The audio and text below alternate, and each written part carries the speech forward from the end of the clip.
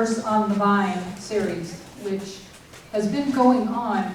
The 7 under me are called Verse on the Vine, but we've actually had 20 years of these regular events. We're started by Connie Post, our first poet laureate, who's in the room, and we're going to be celebrating our 20th anniversary of the Poet Laureate program pretty soon. I may talk about that a little more at the end of the day, but you're all invited. It will be here at the library on May 18th. So,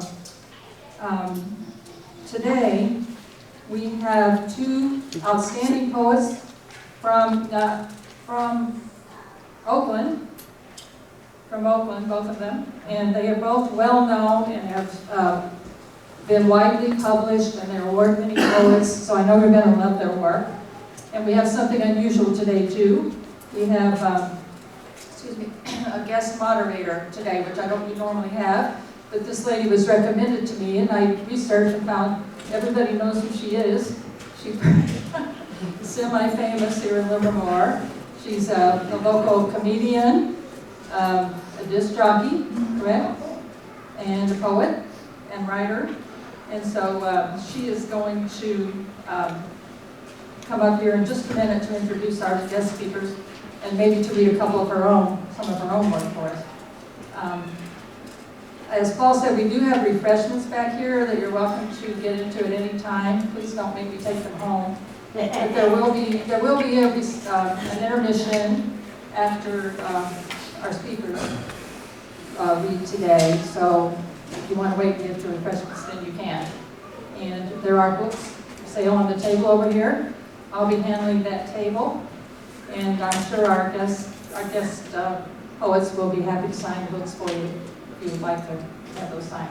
So, right now, Renee has prompted me. There is a sign-up sheet in the back for the open mic, and also for the Poet Laureate email list, if you're not on it. I send out a monthly newsletter talking about events like this. But the open mic, we're doing a little differently today. After our speakers, we're going to have a Q&A session, which we don't normally do. So depending on how long that is, the open mic may have to be pretty compressed. So we'll play that one by ear. So right now I'd like to introduce our guest moderator. You're lucky to have her today. Faith Alper is a native of Teaneck, New Jersey. She's been delighting audience for years. She's a trained actress, comedian, radio personality, wife, mother, and dog lover. Faith has a remarkable gift for connecting with people of every background. On stage, her larger-than-life personality and willingness to share her life's experiences openly and honestly connects audiences not just to her, but to each other. She appeared on one of the original Oprah Winfrey Network shows, where instead of a family member, she searched the Searching For show. Instead of a family member, she searched for an elementary school teacher who had changed her life. Familiar voice on local radio, she's an on-air presence at KKIQ and KKDV for more than a dozen years. Her engaging stand-up has kept audiences laughing at the Gotham Comedy Club, as well as Comedy Uncorked and Tommy T's Comedy Club in the Bay Area, and comedy clubs around the world. Please welcome Faith Alper.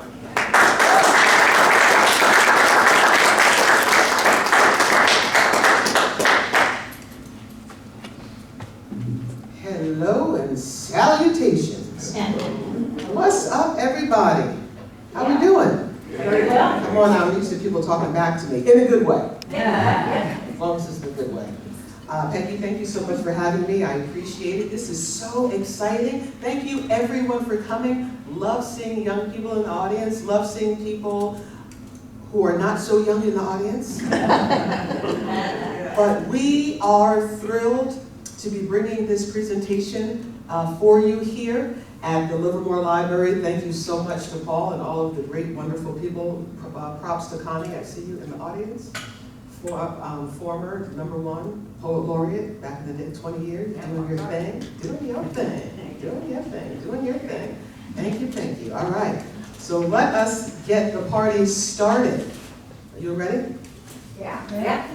Okay, good. I'm thrilled to be moderating and to introduce our fabulous first poet, Mr. James Cagney. He has written many books. He's a fun guy. Oakland is happy that they have him, but I'm glad we have the opportunity to have him here. Some of the books he's written, Black Steel Magnolias in the Hour of Chaos Theory. He won many awards in Oakland. He is someone that you are not going to forget. Please make sure you ask him questions. Think about your questions, write them down, and let us put our hands together and give it up for Mr. James Cagney.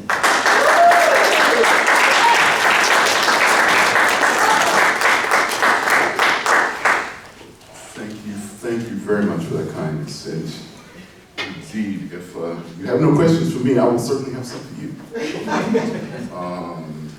Get my situation situated. Because, actually, let me start initially with this. I was going to do my warm-up, but that warm-up is rough. Because this was actually a Black History Month program, I wanted specifically to open with a poem dedicated to vocalist and singer Marian Anderson. I gave myself a sort of prompt one night, and I had not really experienced or listened to her very much. So I listened to a song that she did, and this is the name of the poem. This is Listening to Marian Anderson sing Go Down Moses, recorded in 1937. The vinyl noise floor of a 78 fills the ether. The sound of a singed red curtain opening before an audience of ghosts. A pianist primes the air of an imagined drawing room. All these years, hearing this song launched by bass throat cannons, Robeson digging the lyrics for oil. To hear it aloft, cast through the silk ribbon of her voice, symphonic and vowel elegant. Listen to the sonic architecture as she spires up onto her toes on the name Moses. Her mouth a begging bowl of blood. The power lines of her vocal cords nearly snapping before collapsing on the fainting couch of the word Pharaoh. Singing, she must engage her entire body, a sequoia siphoning sound up from the earth's core, converging lyric with private gospel into a shower of sparks from her throat. The pianist sprints through their solo, get back to the story they seem to play. Marian's voice obliges, igniting. The piano ascends, cascades. Unable to find any melody to support the skills of the vocalist who attempts with her voice to spin the sun on its axis like a dime. The pianist races the scale exasperated, their fingers dissolving before returning us to the warm hail of crackling vinyl. The sound like a star field of bubbles and a flute of champagne.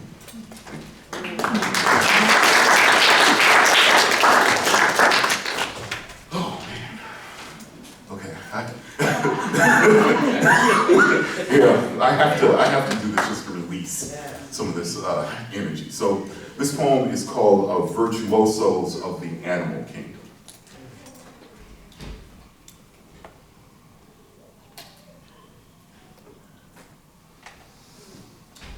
A zeal of zebras in zippered zapatas. Yodel Yuletide love songs on porches of young yuppies. Fixated on Xenodochi, these equines offer sexy covers of tracks like The Men All Pause by Climax. They woodshed work songs all winter, wetting their whistles with vodka tonics, their vivacious voices velvety as vermouth. It's neither uncommon nor unethical to unite mammals and make them sing. Turtles, for example, make great troubadours. Thrushes, superb sopranos. Scatting in the sycamores, their specialty. Radio-ready raccoons rehearse Ride Like the Wind. A quintet of quaggas, too plain to be welcome amongst snooty zebras, do quick vocal warm-ups in the quarry. Piranhas make excellent percussionists, but keep poking pinholes in the drumheads, so they're provided pianos.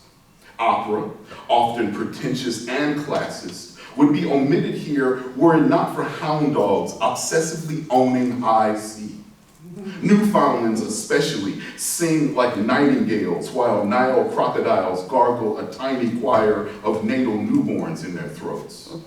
Moray eels are mute as their lungs breathe water, but they make great mellotron players like Mike from the Moody Blues. It's if too many lyrics sound like left-handed compliments of the lovesick, then listen for the longing solo of the lynx, a kind of beatnik cat and expert on the kalimba. Kookaburras, like mockingbirds, steal songs from other animals. Koalas too, but keep them close to the chest. Kudos to kingfishers for learning melodies to Keep Your Head Up and Kentucky Rain. Such a joyful jubilee from a trio of Jenny jackasses, having toured from Jakarta to Jamaica after winning the iconic inaugural season of American Idol with an incredible version of Mood Indigo. Have you heard a hippo play a harmonica or an array of hedgehogs hum hallelujah? Gifted giraffes in concert offer Gregorian chants to an audience of gesticulating gypsy moths. And before you ask, fiddler crabs do not fiddle, flamingos do. Crabs rumba with excellence, they're just not extroverted. Being all elbows, they make excellent tap dancers. It's disrespectful to doubt that the divine gift of music is exclusive to animals, to humans only. The Culture and Congress Center in Lucerne, Switzerland, once hosted a concert of camels singing Christmas carols, and no one in the audience was surprised. You should have been there for the Badgers Barbershop Quartet. Their Boffo arrangement of Billie Jean brought down the house. The balladeer with the buzz cut was a badass. Animal accomplishments in music is not an aberration. They deserve all their accolades and applause.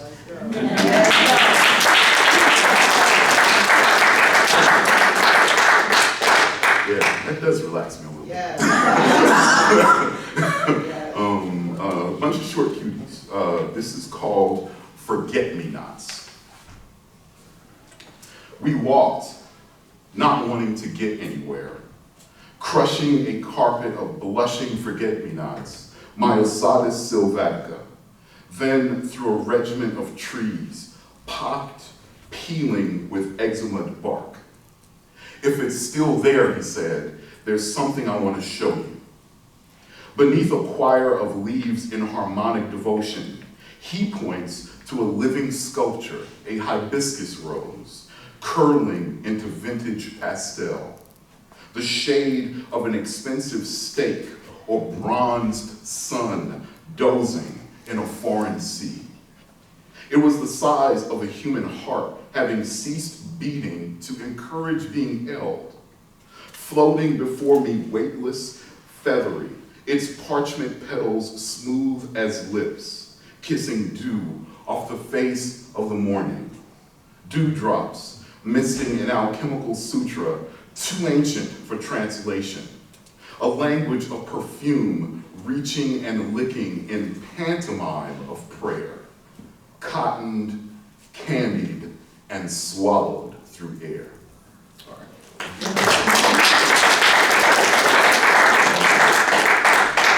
This is called Ultraviolet. My heart melts in your palm, Oakland, like a sun undressing itself in the bedroom of the ocean. The strobe lights pulsing along your horizon are mine. I blaze for you, your cooling summer night swaddled in cotton. If I give the season my all, pay me back in a slot machine sky, cashing out stars. Since your streets never frost, edit out my memories of snow and marbled dunes of salt. Your rich black earth, free of plastic or any fakeness, is the right soil to be transplanted. Sometimes I want everything darker. I wish even the daylight appreciated the elegance of black. Teach my skin your philosophy of breezes, moving across me like a nor'easter, having just learned to kiss.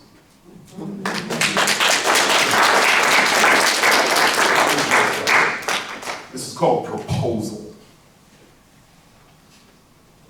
I make pilgrimage to the ancient temple of the sea, where I construct a driftwood altar of hydrangeas and grape hyacinths to propose to you, my ocean, in your evening gown of lilac and fuchsia. Take these diamond sparks sizzling through my palm. Let me bring the hurricane and lay a bouquet of sunken ships full of watermelon and coconut in your private lagoon. Let these timid fingers soothe your capillary waves while you drop stitch centuries of quilted foam. To you, time and its trivia is a running joke. Go on and laugh the sun down while I wipe the sandpipers from the corners of your eyes. I have been taking cowrie shells for antidepressants. God help my superstitious doctors, prescribing drugs that make society appear to be okay. My heart serrated after punishing affairs with emptiness. With boundless scrolls of seawater, cleanse me down to my pilot light, here at the beginning of all waters, where spirit burns like a bonfire at dawn.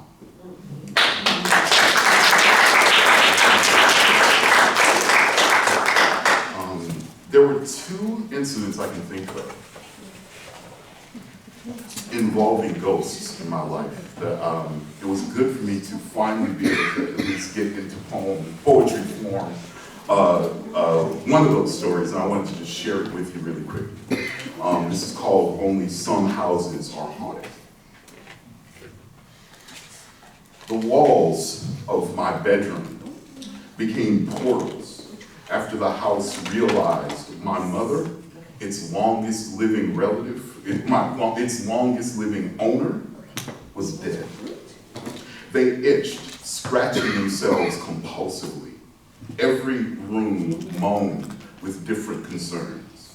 For an entire day and night, a tea candle left burning on one of her souvenir steak plates could not be blown out. When I was a child, my father drunkenly commanded me out of bed to lecture me never fear the dark, but learn to live in it, as it was all that he knew for certain. He mumbled his final lessons on darkness, sitting invisibly at the edge of my bed while I licked the last crumbs of sleep from overnight's play. The weekend my grandmother died, she paid her respects, checking for fever while I slept, despite me skipping her funeral. Ghosts are a reflection of a reflection of a blank. In 1945, ghosts in Hiroshima were flash burned onto the ground and any walls stubbornly left standing. My mother's voice was like those shadows, still on duty in the house, overheard as in a cocktail party enclosed within my bedroom wall. She didn't scare me. It is only the attention and curiosity of the unknown dead that terrifies. They don't know that they no longer have my trust. Unlike me, they don't know how to let go. All right.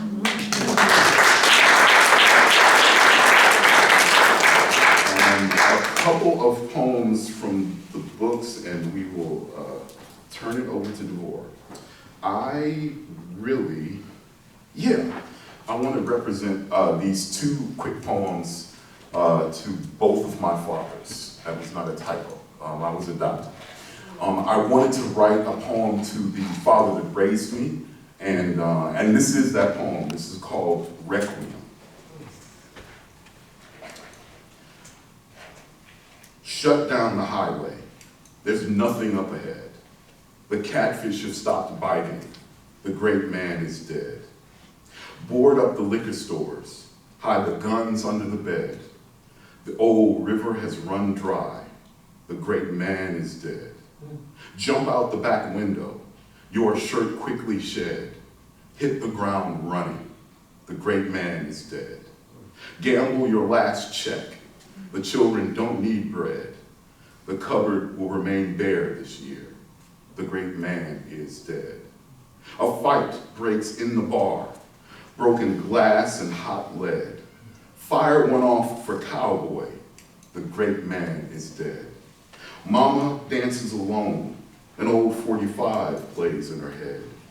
Love is now rationed. The great man is dead. This trail leads nowhere. In whose footsteps shall we tread? Fill up that hole, boy. The great man is dead.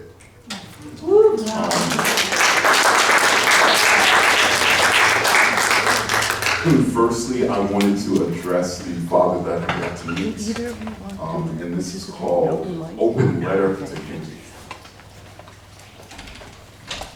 It is so strange, the photograph I was given of you, because the man in it is me and not me. It is me in costume. It is me at a distance, squinted into focus.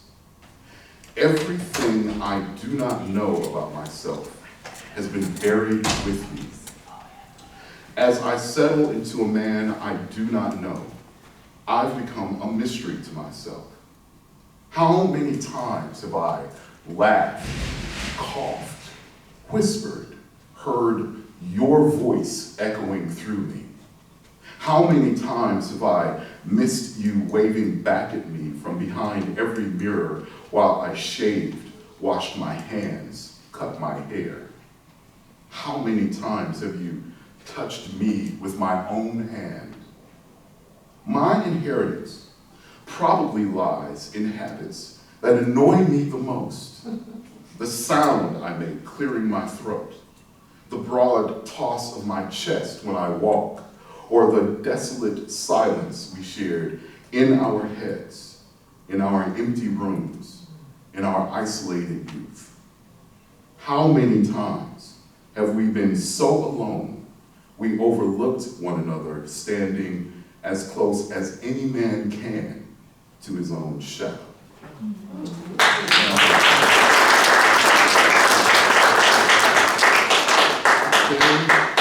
That is almost about my time. How about I do two more really quickly? Yeah, no, you have plenty of time. Okay. All right. I don't wish to be, all right, we'll do it. This is called Ode to a Desiccated Olive. When the Greek farmer plopped you plush and pregnant into my palm, he explained that when shucked of your meat and pounded gently, your pit excretes a mild antibiotic. Instead, I carefully stirred you between rudder and wave of my churning fingers, then let you exhale on the countertop like a weeping battery. Beneath your crown of leaves, a pubescent froth curls and naps with an acrid cologne of wood smoke. Left to simmer above time's distracted watch, you dimple and age into an amber compass, pointing like a nipple to the tongue's north star. I caress the grandmothered keloid of your consecrated surface, so that you may come to Jesus on the altar of my breath. Remind this tongue how once an engorged earlobe was combination lock opening a soprano scale of moans.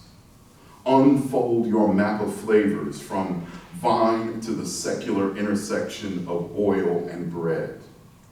Medicinal and mythical, you are a clairvoyant paragraph punctuated with blossoms of aspirin and eyelashes. If you take the place of my heart, let my veins be the roots of the tree that brought you here. This is like asking the rain in your lover's hair to fall back through the sky.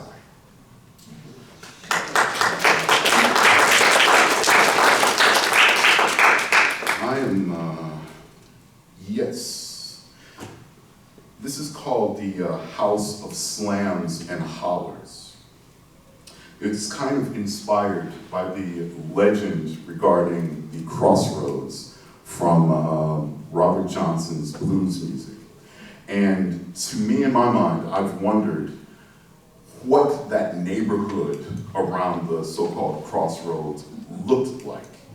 And I sort of imagined the area to be an area that I actually saw in Delano, California, when we went to go visit my father's uncle. So this is called House of Slams and Hollers. Who occupies the storefront houses at the crossroads? Shotgun houses like abandoned churches. One house slouched behind the musty aroma of trees. Windowsill radio chatters like a bird on caffeine. The living room smells swampy with ashes and bottle caps. Vintage kitchen of vintage graveyard shift coffee. Boiled viceroys, cicadas with exoskeletons of brandy and chickens chained in the backyard. Night turns over, haunted with moths. Air cooled with shuffled decks and howling hounds missing hell. The methane of certain ghosts gets drawn like window shades, dealt in, poured shots. In this place, where the road crosses its legs like a gentleman.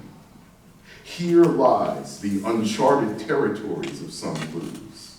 Stigmata blues, razor blade blues, blues for lips just out of reach, blues screaming blouses of plaster down bedroom walls. Choirs of apocalypse blues ignite the red wicks of their tongues, sing harmony to calm Bluegill River for Saturday's baptism of hot lead. Dawn rises with fire on its mind, takes off its top hat. Names drop from his mouth in comments, false crosses. Anything not already on the ground, holding on, praying, done grabbed a guitar, a shotgun, and ran. All right.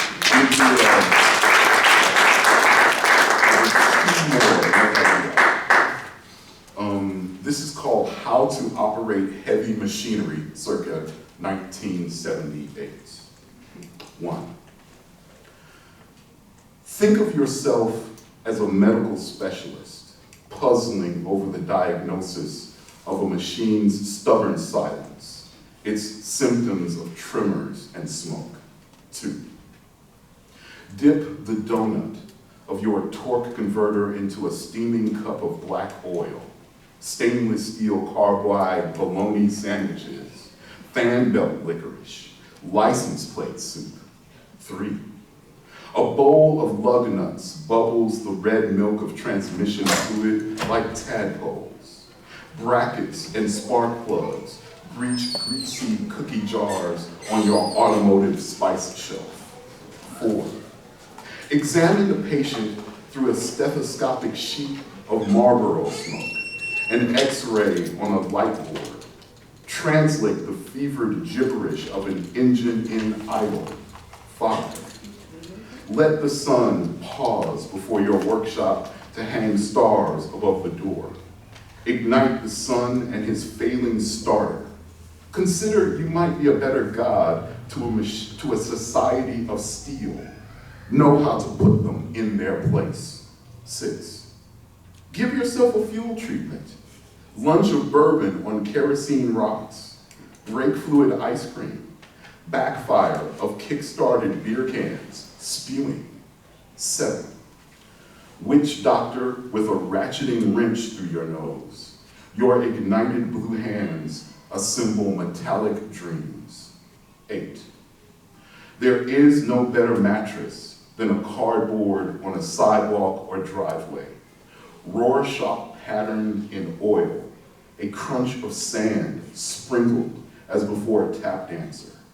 Your wife and son know this too, stranded on the porch, watching you, ready to run. That was from my father's. And I'm going to end with this poem. And I'm just grateful this poem exists, because this incident I'm about to say is almost the last time I got to meet the person that it describes. But yes, this is a true story. So this is called Proof. My body has a legend, he says, mid-story, and wipes his mouth. Then, as to recite grace, stands at the table to prove it. Beneath the drape of his shirt, a savanna of skin ripples slightly. For a blink, I don't understand what's missing. He had no belly button. His stomach paved mythologically clean. We've been so casual, playing catch with origin stories, after class, over crepes and pancakes, our roll call of scars. We've been speaking of doctors and mistakes when his face shifted gears. He landed his fork like tapping a baton. This is how boys are, to show and prove, tale of the tape. People are terrified by skin not meeting their expectations. For years, white women were forbidden from showing their navels on TV. The networks were alarmed over what they symbolized, how they seemed to prove something, root us together. Seeing the placenta as nebula, a star field of skin, a chandelier from which we're all suspended, flaring out the same light. If men can write shame laws over belly buttons, it's no surprise the fumbling of a black child steaming new and helpless in a cage of fingers, a rabbit midwifed by a hawk. I know this now, yet how I doubted him, Lord.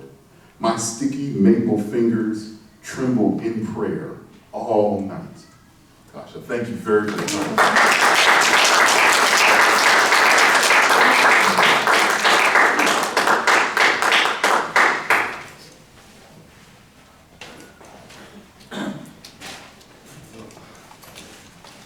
Mr. James, all I have to say is,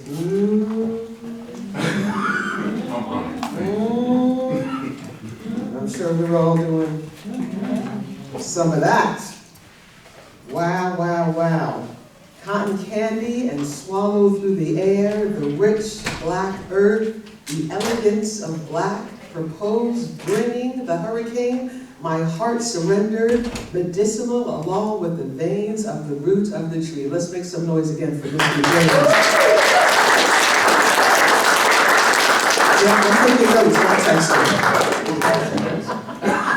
What'd you say? Those are awesome notes. Oh, thank you, teacher. Thank you, teacher. We are amongst greatness with Mr. James and Miss Devorah. She loves to cook. When I found out she loves to bake pies, I just ended right there.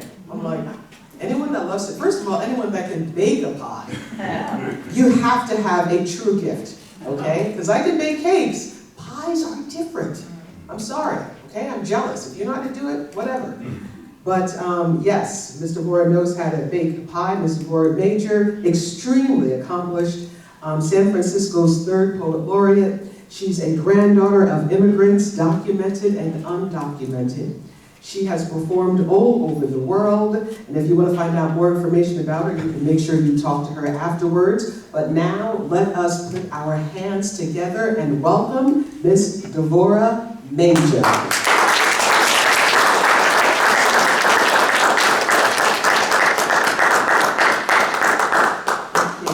Thank you all. Thank the library. Thank you, Peggy, for all your work putting together all of this. My Jamaican grandmother taught me to make pie crust. Oh. And next to her. I didn't ever get to make them. She just would show me and hand me the dough at various times and have me roll out my own little tart because it was not going. And then I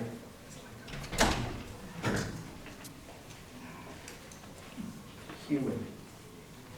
Can you talk a little louder? Maybe all. Yeah, there you go. Okay. Is that better? Yes, that's better. Under the brightest full moon, I am less than a microscopic speck on the edge of the universe's lens. How can a grain of sand be sentient? How can a drop of rain dream? But here I am, singing through the night.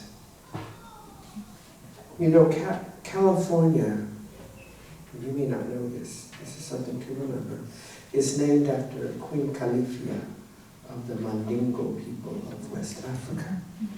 And Cortez was reading a book, which I will quote from, by the Adventures of Esplandia, written in 1510 by Garcia Rodriguez de Montalvo.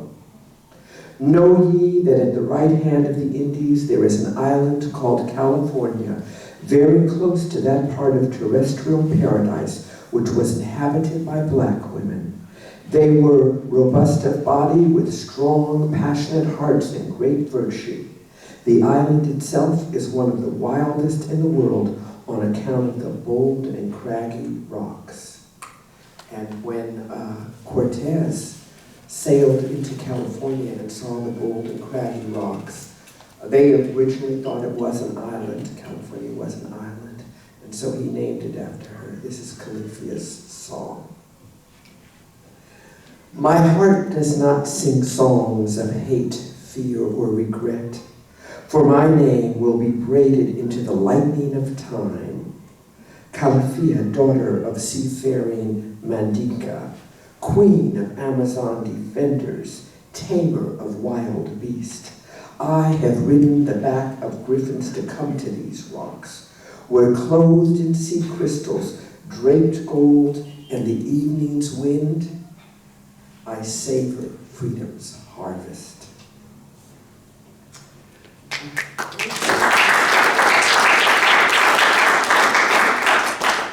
A friend of mine, an Osage poet, painter, chief named Dwayne Big Eagle, once asked of me and some other people, how old is your language? Something to think about. How old is your language? This was my answer to him. How old is your language, he asks, and pauses for answers that will not come. My language of memories is buried in bone marrow, spilling out in blood rich with copper, salt, and ancestor breath. My language of touch was inherited from the first ones who tasted green, swallowed night, and learned by stroke and need to know each other. My language of dance, choreographed on waves and undulant meadow grasses, now rest in lamplit shadows. And my language of speech is words welded and wielded round the globe. A language of jazz and goobers, okra and okay, opening the wow of Africa. While Hindi lies with Norse and German is a bedfellow of Latin. A trade language, English, smelted by people committed to war and domination. My language bends and recreates itself, claims a lineage measured across light years of knowing, forgetting, and learning once again. And for those of you who don't know, jazz, goopers, opera, okay, and wow is from West Africa. Those are African words that have been integrated. So given that Peggy said, Black History Month, I wanted to give you some history. And this is thanks to Florida's Academic Standards of 2023, which is now including lessons on how slaves developed skills that could be used for, quote, personal benefit. Quiet your young child. What they say is true. Many a skill of survival that was of personal benefit was learned while we were enslaved. This was told to me by my grandmother, as it was told to her by her grandmother, as I am now telling it to you. We learned how to doctor flesh lacerated by horse whippings so that it could heal without infection before it turned to thick, knotted scars. We learned how to engrave our baby's skin so that if they were torn from our bosoms and we found them again, even if they were all the way grown, we would know by their markings that this one was our own.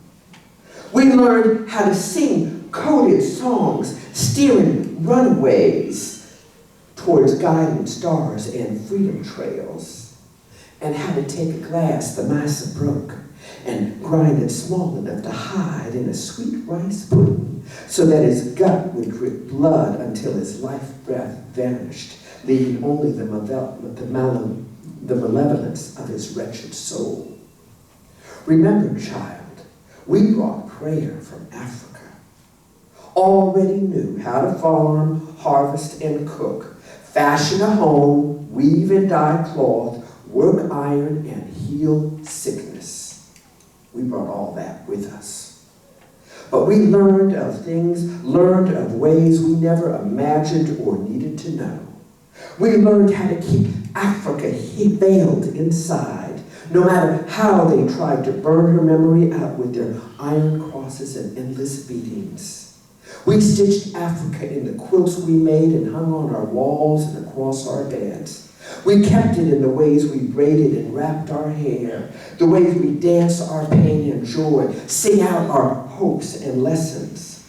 We learned that we could tune their language until it became ours, holding on to Africa time and tone. And despite it all, we learned how to keep on loving each other in all our shadows and hues. And we learned how some could fear history and deny truth. And we learned the color of evil was not the color of us. So when they ask what we learned when enslaved that was a benefit in this stolen, hate-filled land, you sit up tall, raise your hand, and let the teacher know what we truly learned, how we taught each other those truths, and how we're still learning, still teaching, and won't ever stop.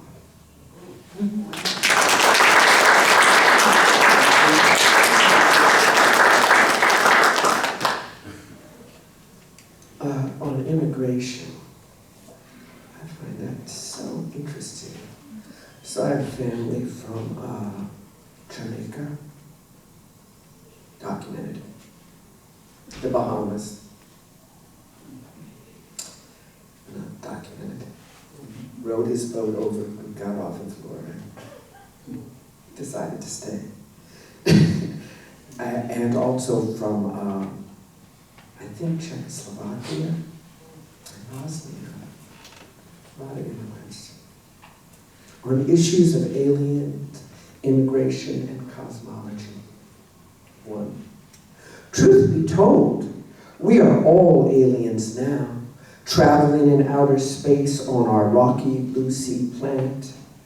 Only a few of us stayed nestled in the belly of our ancestors, birthing on the lips of our mother's womb. All the rest of us have traveled to where our heads now sleep, where our children grow and flourish or wither and perish. But once we were all natives. Long before the ones whose names we have forgotten began their trek, we were all natives. Long before the ones who stayed stopped telling stories of we who had left. Eons ago, we had no question about who was our kin. Everyone was related. Then we began to travel, turned each other into opposites, becoming and creating aliens. 2.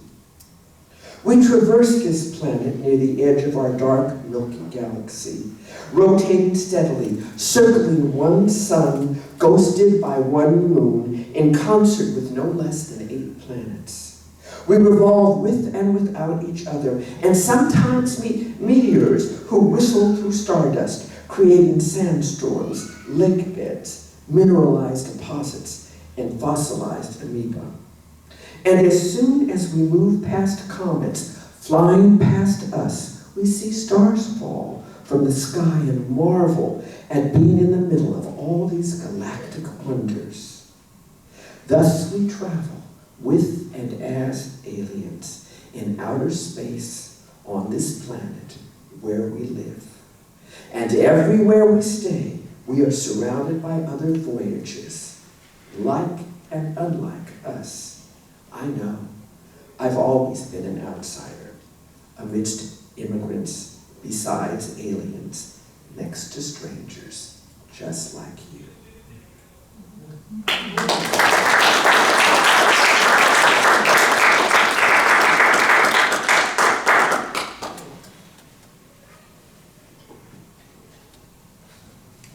So I'm here. Oh, I had to do a few about, oh no, there's this one, yeah. I found 6. Oh, it is the right one. Okay, I have so many poems, and I was like, I don't want to read about Palestine. I don't want to read about Sudan. I don't want to read about Haiti. I don't want to read about Ukraine. I've got poems for all of them. So I thought I would simplify the subject with these next 2. To bomb.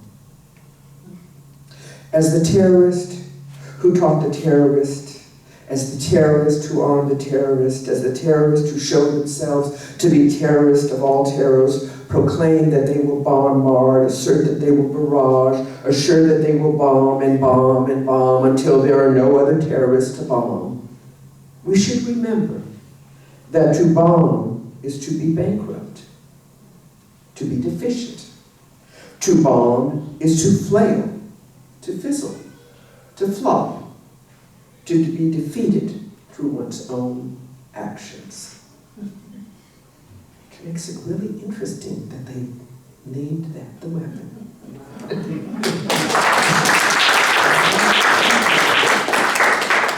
I actually got this. I have a friend whose husband worked at the New York Times. He's a photographer. And he showed me photographs of all of these people wounded in war, as it happened in American started war. And so I was just, he said, this is going to be in Sunday's paper. And the editor at the last minute cut all but one. Because it was pretty disturbing. Losing limbs. 1. Such simple things, these hands that are cup and sieve, scissor and cloth, mallet and fan, open lotus blossoms and dark-lined clamshells.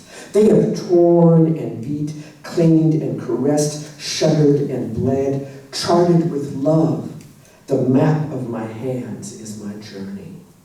2. Such simple thing, these feet, the scars of my ancestors cut into their souls, carry more than bones, blood, and sinew.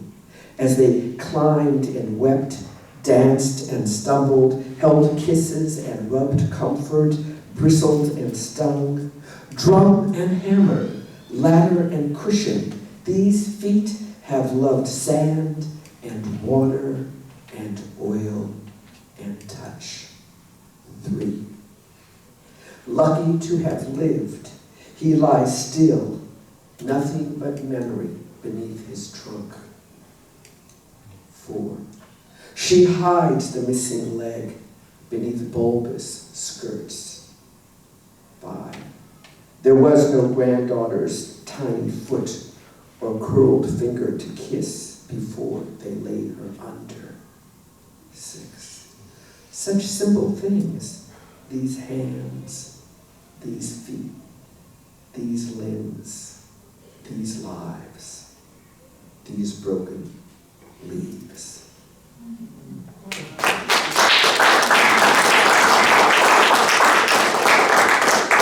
And now a bit of love. I did a reading and this guy said, "Oh, you wrote that red poem, huh?" I was like, "Oh, I did." And I went and read it, because sometimes you write a poem and you don't return to it, you know? So anyway, this is an older poem called A Red Love Poem. It is the distraction of words that continues to confound me. R-E-D is not red or vermilion or scarlet. It doesn't drip, it isn't flush with heat, there is no glow. R-E-D are 3 letters pressed on a page. Rouge, maroon, sangria. There's no flavor, no scent, no color. R-E-D represents, but is not itself. Red, no less or more a word than love. I smile in you. Run my fingers down the side of your face, taste your lips. Your heart turns towards me, hears. But here on the page, love does not love. It is not the act, only a heading for a chapter. There is no size, no weight, no movement to this love. It indicates, but does not become. Words are thought stilled, but thought is never still. Thoughts are caught and then they slip away or hover and then dig deeper in. Thoughts frighten, surprise, impel, compels. Thought is never still.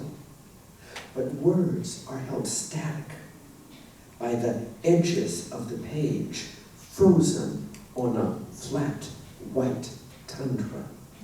Still, I love you. Scarlet, vermilion, sangria, red.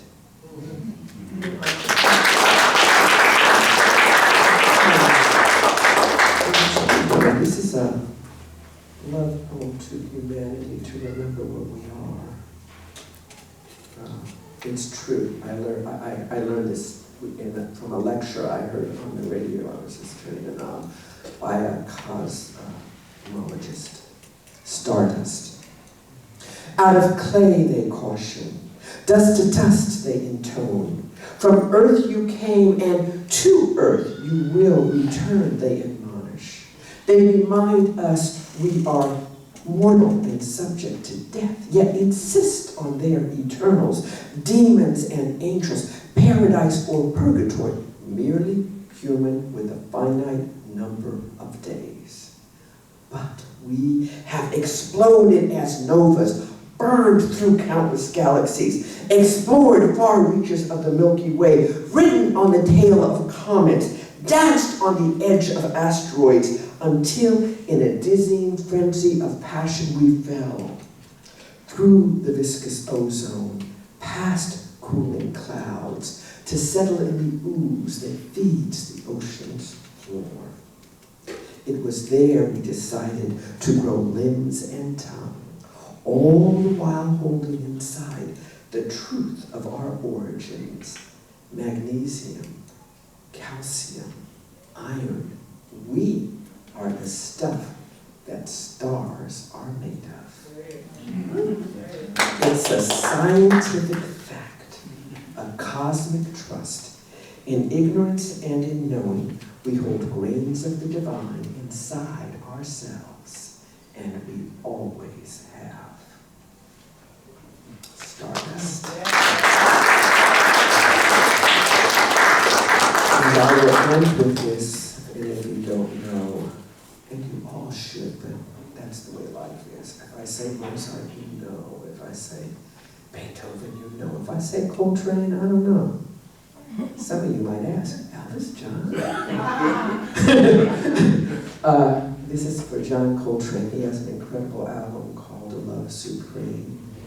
And whenever I go through hard times, I know what I need to do is put on A Love Supreme. Listening to A Love Supreme. Coltrane calls for a love supreme. Wails a prayer for us to become a chorus of a love that can never become hate.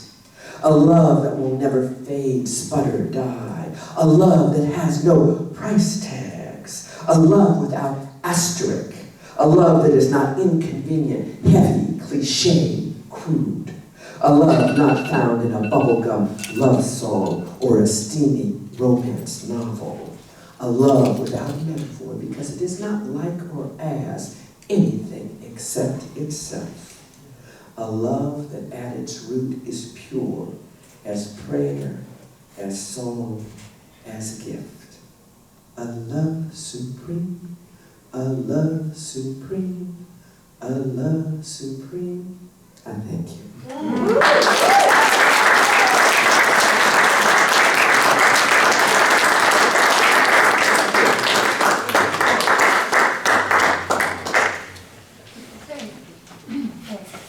Yes. Didn't you say you had a couple of short poems? Yes, I have a couple of short poems, but after hearing them, I don't know why I want to read mine. I don't know if I want to read mine after listening to y'all. Okay, I'm gonna do a short, really short. First of all, woo, Miss Deborah, my goodness gracious sakes. Your notes, a grain of sand singing through the night, Khalifa's song, the Queen, language of memory, copper, salt, jazz, and okra. Freedom trails from wretched soul. We are healed. Truth be told, we are all natives. It's a wonder. We are the stuff. Coltrane. Give it up for Mrs. Devorah.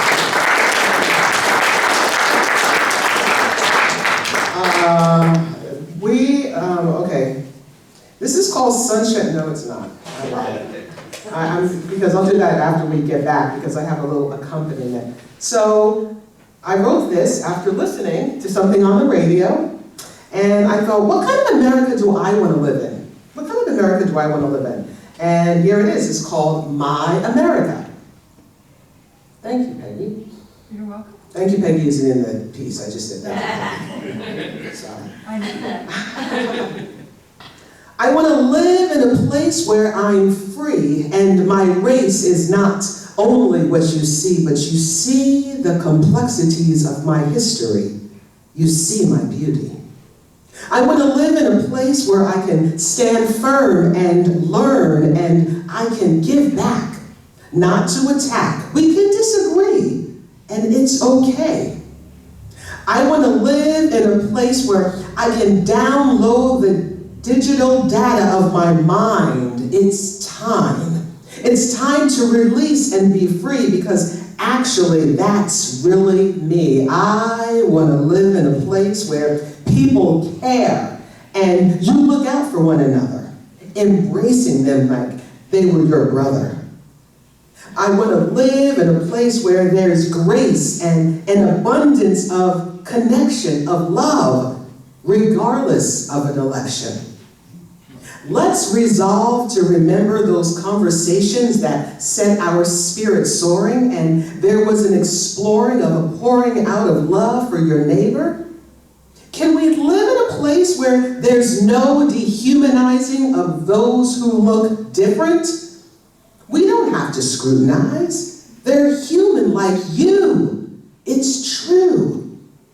May I propose a rose to this poisonous paradise? Let us not be weary in doing good. You will reap a harvest. You'll be the smartest. You'll find opportunities in your communities. You will shine. You will grow. You will glow. So keep moving forward, completely unthwarted. You are the prize. Your skin is so satisfying. Be brave, be proud, be loud, because this is America, my America. Thank you.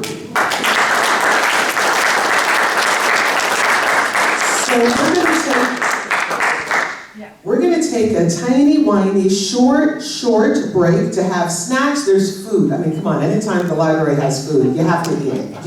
It's a must, right? Eat it, and then we're gonna come back and we're gonna go a little deeper with our guest poets.